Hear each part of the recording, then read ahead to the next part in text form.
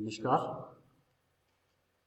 आज हम जो टॉपिक डिस्कस करने जा रहे हैं वो क्लास +2 का सॉलिड स्टेट का जो टॉपिक है वो है number of particles in a unit cell, कि एक यूनिट सेल में कितने पार्टिकल एग्जिस्ट करते हैं।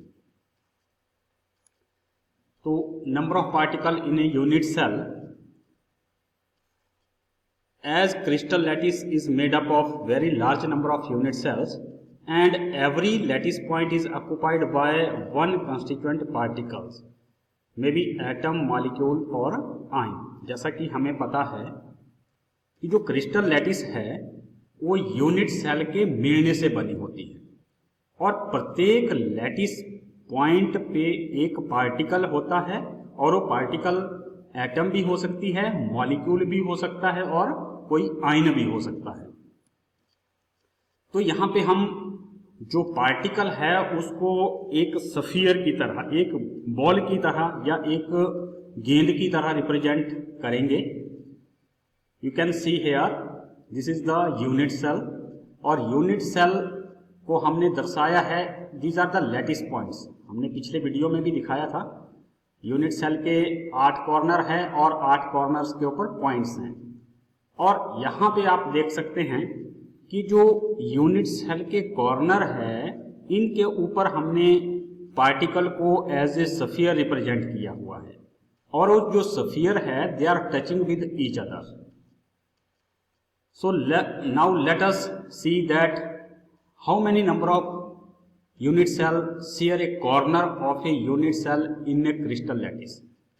एक क्रिस्टल लैटिस के अंदर जो यूनिट सेल का कॉर्नर होता है उस कॉर्नर को कितने यूनिट सेल शेयर करते हैं, इसको अभी हम यहाँ पिक्चर की सहायता से देखेंगे। ये हमारे पास यूनिट सेल है और यहाँ आप देख सकते हैं कि जो हमने एक लैटिस का छोटा सा पोर्शन दिखाया है, इस लैटिस के पोर्शन में अगर आप देखेंगे तो कितने यूनिट सेल है, 8 यूनिट सेल है। और ये जो 8 यूनिट सेल है, पहला, दूसरा, तीसरा, चौथा, 5वां, 6ठा, 7वां, 8वां, मैंने बेस की बात की, इसमें 8 यूनिट सेल हैं और 8 यूनिट सेल में जो ये कॉर्नर है, ये कॉर्नर सभी यूनिट सेल के द्वारा शेयर किया जा रहा है। तो इसको हम डायग्राम की सहायता से देखेंगे। यहाँ पे मैंने एक क्रिस्टल लैटिस बनाई है, देखिए this is first unit cell and this is second unit cell. ये लैटिस फॉर्मेशन हो रही है, इस कॉर्नर के ऊपर आपने कंसंट्रेट करना है, यहाँ इस कॉर्नर के ऊपर। अभी 2 यूनिट सेल ने इसको शेयर किया, एक तीसरा यूनिट सेल आ गया, इसके पीछे गया, इसने भी इस कॉर्नर को शेयर किया। ये चौथा यूनिट सेल है, यहाँ पे इस चौथी यूनिट सेल ने भी इस कॉर्नर को शेयर किया। अभी तक 4 यूनिट सेल जो है इस कॉर्नर को शेयर कर चुके हैं। अभी देखिए 5वां यूनिट सेल है, इसने भी इस कॉर्नर को शेयर किया है। ये 6ठा यूनिट सेल है, इसने भी इस कॉर्नर को शेयर किया है। ये 7वां यूनिट सेल आएगा, इसने भी इस कॉर्नर को शेयर किया और ये हमारे पास 8वां यूनिट सेल है, इस यूनिट सेल ने भी इस कॉर्नर को शेयर किया है। तो इस तरह से जो सेंटर में लैटिस पॉइंट होता है वो 8 यूनिट सेल के द्वारा शेयर किया जाता है। अब यहाँ पे अगर इस कॉर्नर के ऊपर कोई कंस्टिट्यूएंट पार्टिकल है या जो यहाँ पे पार्टिकल होगा जिसको हम एज ए स्फीयर कंसीडर कर रहे हैं, तो एक यूनिट सेल में इस स्फीयर का कितना पोर्शन आएगा, इसको अभी हम देखेंगे। Now let us see that how much portion of each particle belongs to a particular unit cell. एक पर्टिकुलर यूनिट सेल में जो पार्टिकल है जिसको हमने स्फीयर से रिप्रेजेंट किया है उसका कितना पोर्शन आता है। तो यहाँ पे आप देख सकते हैं ये हमारे पास यूनिट सेल है, इसके परमिटिव यूनिट सेल है, इसको 8 कॉर्नर हैं इसके और 8 कॉर्नर के ऊपर हमने स्फीयर को रिप्रेजेंट किया। You can see here. अब हमने इसको यूनिट सेल में कन्वर्ट करना है और हम देखेंगे, ये देखिए यहाँ से हम इसको यूनिट सेल में कन्वर्ट करेंगे और देखेंगे कि एक यूनिट सेल में इसका कितना पोर्शन एग्जिस्ट करता है। This is the unit cell, primitive unit cell, और एक कॉर्नर के ऊपर इसका कितना हिस्सा आएगा अभी आप देख रहे हैं। यहाँ पे प्रत्येक कॉर्नर के ऊपर एक यूनिट सेल में एक पार्टिकल का कितना हिस्सा आएगा।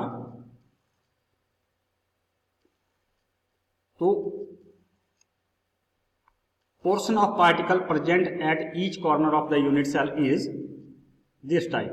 आपने अभी देखा कि इस तरह का हमारे पास कॉर्नर के ऊपर पोर्शन आ रहा है पार्टिकल का। अब अगर हम इन सभी पोर्शंस को जोड़ दें तो हमारे पास कितने पार्टिकल बनते हैं। लेट अस सी हियर, एक पोर्शन जोड़ा, दूसरा, एक तीसरा, एक चौथा, एक पांचवा, एक छठा, एक सातवां और एक आठवां। तो जब हमने इन 8 पोर्शंस को आपस में जोड़ा तो हमारे पास एक पार्टिकल बन जाता है। तो इस तरह से एक पार्टिकल हमारे पास पूरा हो गया जिसको हमने एज ए स्फीयर कंसीडर किया था। So when these portions are joined with each other we will got a sphere. अब है calculation of number of particles in different unit cells. जैसा कि हमें पता है हमारे पास अलग अलग टाइप के यूनिट सेल होते हैं, जैसे परमिटिव यूनिट सेल है, बॉडी सेंटर्ड यूनिट सेल है, फेस सेंटर्ड यूनिट सेल है, एंड सेंटर्ड यूनिट सेल है। तो सबसे पहले हम लेते हैं परमिटिव यूनिट सेल कि उसमें टोटल पार्टिकल्स कितने आते हैं। जैसा कि हमें पता है कि परमिटिव यूनिट सेल में प्रत्येक कॉर्नर के ऊपर एक पार्टिकल होता है और प्रत्येक कॉर्नर जो है वो 8 दूसरे यूनिट सेल के द्वारा शेयर किए जाते हैं। 8 मीन्स 7 और होंगे, एक वो है, इस तरह से। और इस तरह से हमारे पास ये 8 कॉर्नर है, इनके ऊपर पार्टिकल का portion. At each corner of the unit cell only 1/8 of an atom may be molecule और ion actually belongs to the particular unit cell. In permittive unit cell, it has 8 atoms on its corners, 8 corners. The total number of particles in one unit cell कितने आ जाएंगे आपके पास?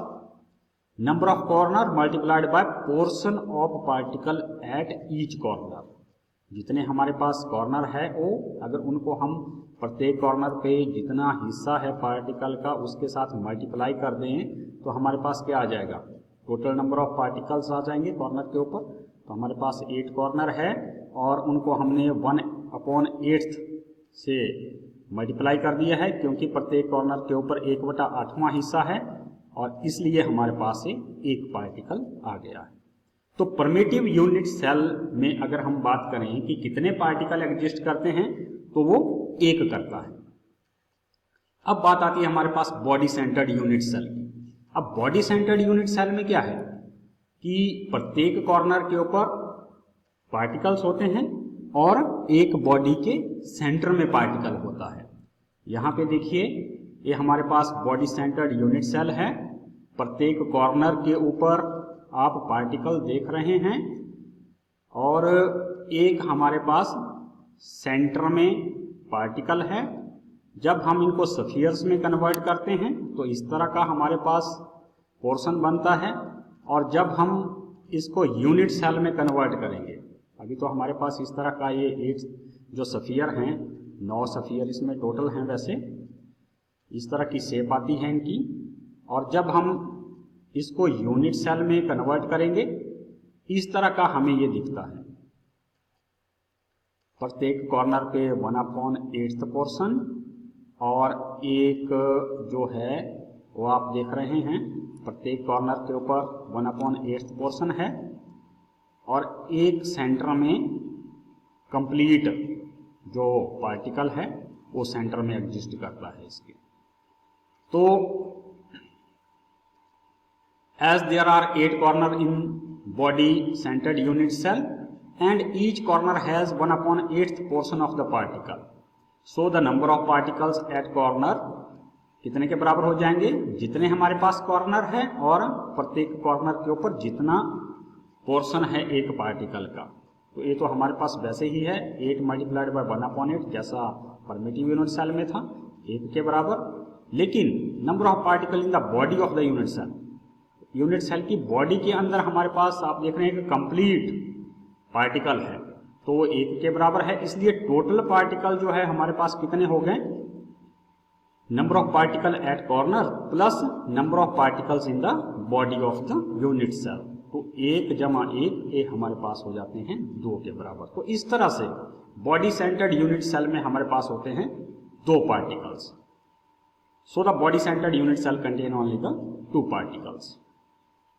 Now face centred unit cell, अब बात आती है face centred unit cell में। जैसा कि फेस सेंटर्ड यूनिट सेल में हमें पता है प्रत्येक कॉर्नर के ऊपर पार्टिकल्स होते हैं और प्रत्येक फेस के सेंटर में भी पार्टिकल होते हैं, और ये जो क्रिस्टल लैटिस के अंदर यूनिट सेल है, इसमें जो यूनिट सेल का फेस है वो कितने यूनिट सेल के द्वारा शेयर किया जाता है। आप देख सकते हैं यहाँ पे हमने 2 यूनिट सेल को ज्वाइन किया हुआ है और इनमें जो फेस है वो 2 यूनिट सेल के द्वारा शेयर किया जाता है। तो प्रत्येक यूनिट सेल का जो फेस है वो 2 यूनिट सेल के द्वारा शेयर होता है।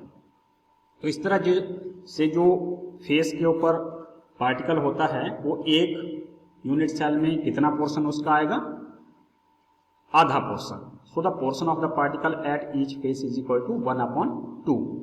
फेस सेंटर्ड यूनिट सेल, ये हमने यूनिट सेल को रिप्रेजेंट किया है, आप यहाँ देख सकते हैं प्रत्येक फेस के ऊपर भी पार्टिकल है और प्रत्येक कॉर्नर के ऊपर पार्टिकल्स, ये कॉर्नर वाले पार्टिकल्स हैं हमारे पास, और ये हमारे पास फेस वाले पार्टिकल्स हैं। 6 फेसेस हैं इसके, 6 faces, you can see the pictures.